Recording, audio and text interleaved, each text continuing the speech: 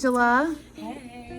So, I just spent the day in Angela Hamm's room and it was a complete pleasure. I have to tell you, it's very rare that I see a teacher who can come into a situation, be willing to fail, and sit with administration and problem solve through good instruction and different techniques in different ways. So tell me, what did you think was the most surprising thing you saw today?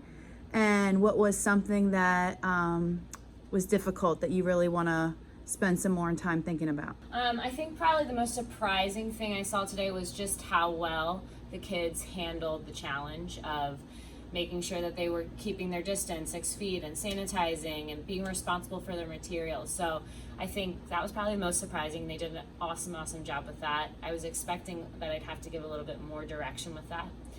And probably something I want to spend more time on is making sure that my Zoom friends, my Zoomers, feel just as connected to the day as the room friends do. So just making sure I'm offering opportunities to keep both groups engaged throughout the day.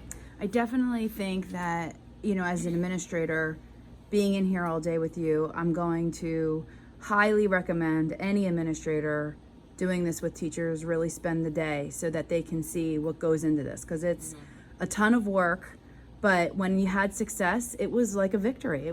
You had great successes today. Couldn't be prouder of this girl.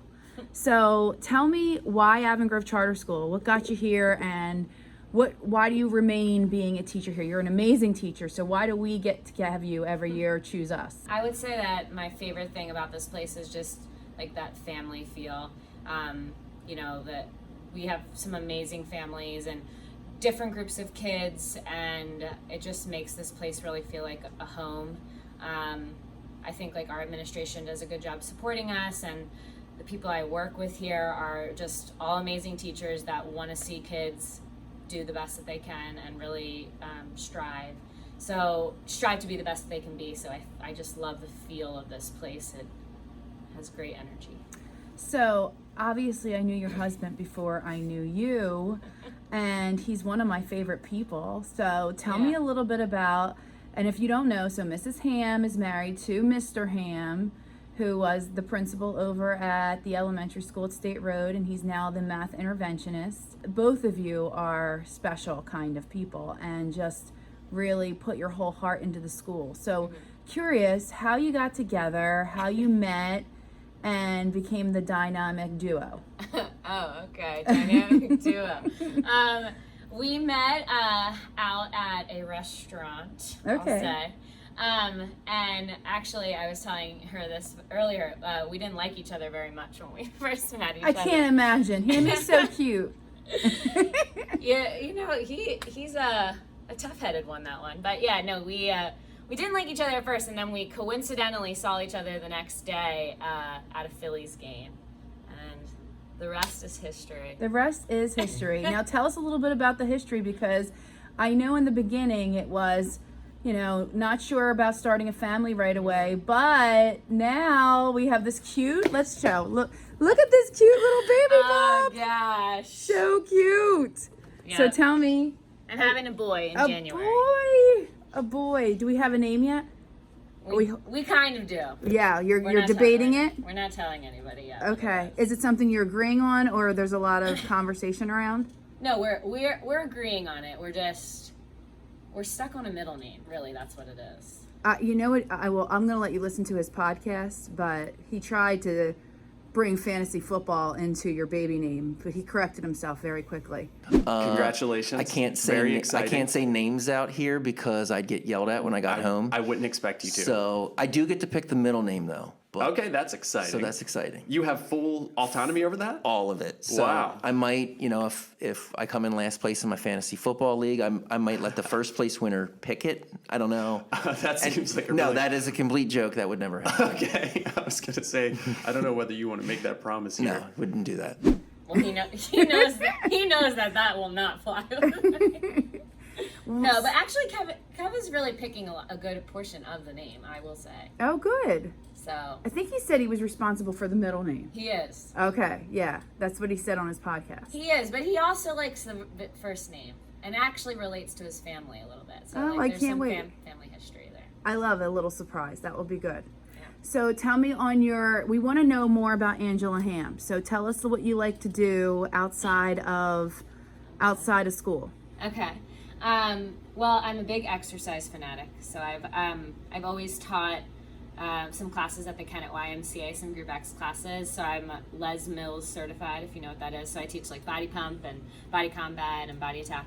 But I haven't taught any of those classes since March.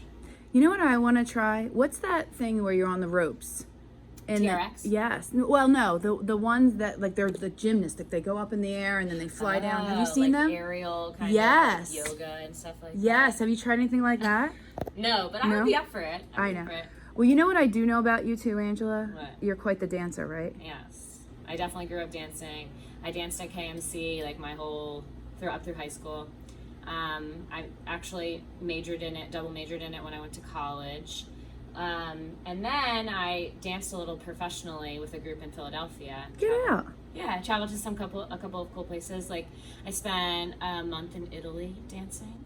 Oh, pretty- get out of here. I did not know Pretty- this about you. See, this is why I'm loving these videos. Yeah, we did some tour. We did a tour in Italy, and we also toured in Canada a little bit, and some like, localish places. And, Oh my gosh, that is the coolest thing. Do you It still have some was- video from that? oh yeah. Oh. It was really cool because we obviously had a language barrier, but we like communicated through dance. It was pretty beautiful.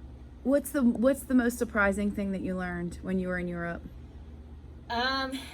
Well, probably how different dance can be from place to place. Like obviously in Italy, they have a pretty strong like ballet influence, but we were like a modern company, so we had danced with a group that we did like contact improv.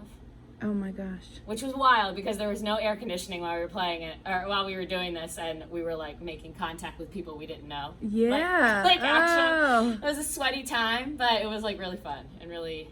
That really is the neat. cool. I went to Europe to student teach. Oh really? Yes, and I did learn that stereotypes are sometimes right, because when I went to Italy, everybody ate and the food was delicious. And when I went to England, everybody was drinking tea.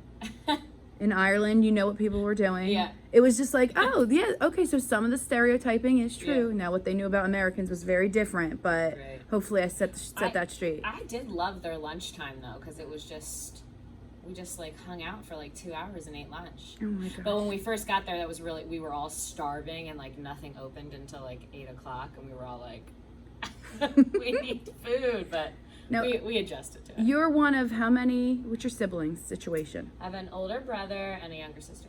Okay. I will say, I know in Mr. Hamm's podcast, they talked about raising your little boy in the house he grew up in. So how is it to just jump in and make that your home? Avon Grove.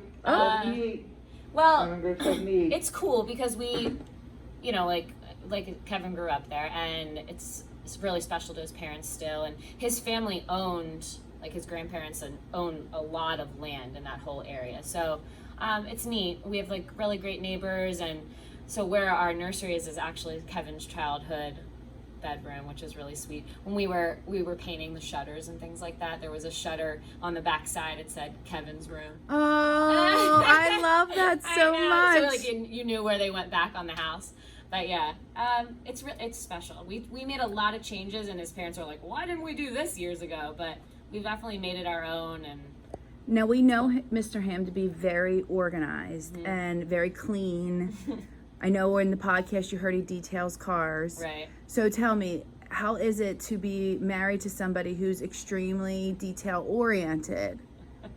Are you Well, it's a blessing and a curse. okay? I get that. So it's really great because honestly, our house is always clean. Like there is never a day that our house is not clean. Kev will vacuum before he comes to work. I'm not gonna lie to you. And he leaves before me. I kind of love that. But yeah, he'll vacuum all the time. Everything's always clean. We've always got lists of things. I remember when we first started dating, after he would brush his teeth, he would Clorox the sink, and I did not do that. Like each time he would brush, he would do that, and he was like, he couldn't understand why I did Clorox this thing Wait till he every gets- single time. Wait till he has children. I just saw Anthony's sink and was like, holy moly, what is happening? Well, it's funny because Kevin's whole family is detail oriented like that. Okay. So All I'm right. hoping that It will rub off.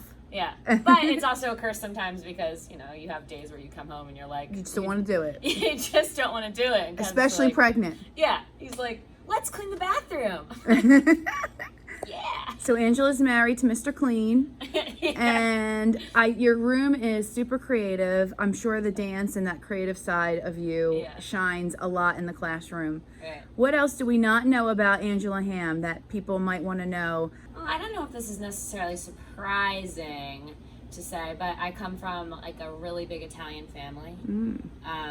So we're all very loud and outspoken and love to cook and eat and get together. But What's your favorite Italian meal?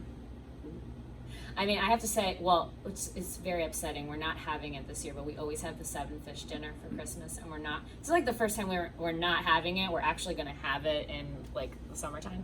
But yeah, that'd probably be my favorite. You know, I was a Volano before I was a bishop, so I I love was it. a Frezzo. Oh, before. Frezzo. I love a good Italian meal, a good cannoli, right? Yeah, right. Like, over the summer we made like we like to make fresh pasta, so we made like fresh ravioli And I love these tables in here, little cafe setting. Feel like we're on a little Italian street. Well, thanks for talking to us today, Yeah. Angela, and thanks for your hard work during this transition to hybrid. She really is an amazing teacher. I'm just happy to get to know her today a little better. This whole Corona Diaries, Bishop Corona Diaries, you got to know my family, and now I'm really getting to know the teachers in this Teacher Lounge series. So happy to do the first one with you. Glad that Matt Arders was able to do Kevin Hamm in the first podcast, because we are hams. very blessed to have the Hamm family here at Avon Grove Charter School. Thanks so much. Yeah.